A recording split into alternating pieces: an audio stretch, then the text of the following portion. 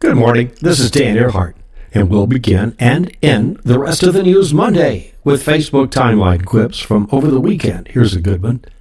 If Augusta allows women, they will break the glass ceiling. The ghost town that is Google Plus actually grew 27% in March. So who knows? Nobody seems to like timeline, and we all remember MySpace. Now, if Google would only get rid of those circles. Titantic 3D sank to number 3 at the box office this weekend with 17 mil, which was doubled by Hunger Games.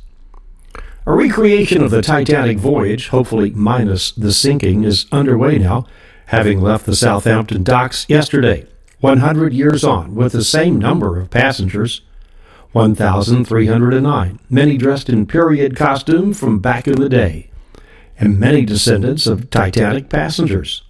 The Balmoral is the ship, and she arrives at the exact spot of the iceberg collision next weekend, coming up, where wreaths will be laid in a ceremony. The 12-night cruise features the original Titanic menu and a band playing the same songs.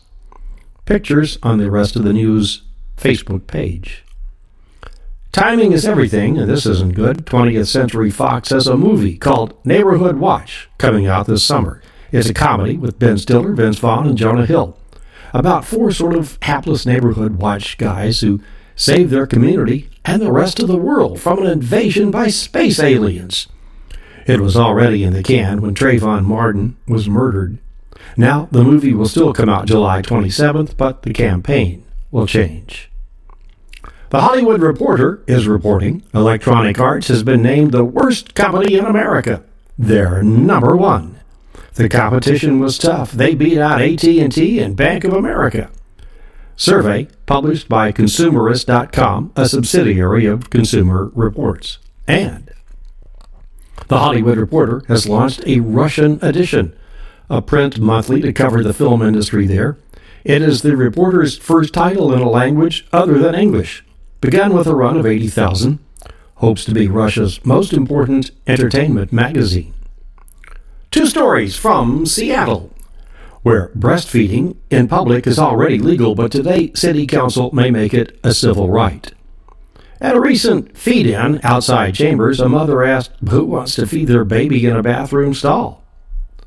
And Seattle is converting 7 acres of city land just a couple of miles from downtown and with a beautiful view of the skyline into an edible forest to produce free food for people and animals, nuts, berries, fruit-bearing trees like apples and pears. It's in Beacon Hill, and the Permaculture Forest Project is believed to be the first of its kind in the U.S. Come on, come all.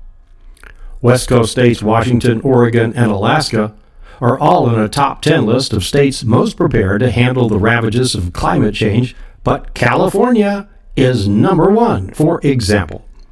KQED reports on a UC Berkeley study that measures the loss of coastal fog up in Mendocino. Sensors have been planted high in the crown of a huge old-growth redwood in the Montgomery Woods. The fog there has declined 30% in recent years. Researchers are studying the forest back at least 1,000 years. Other states well prepared for climate change: Wisconsin, New York, Pennsylvania, and Maryland.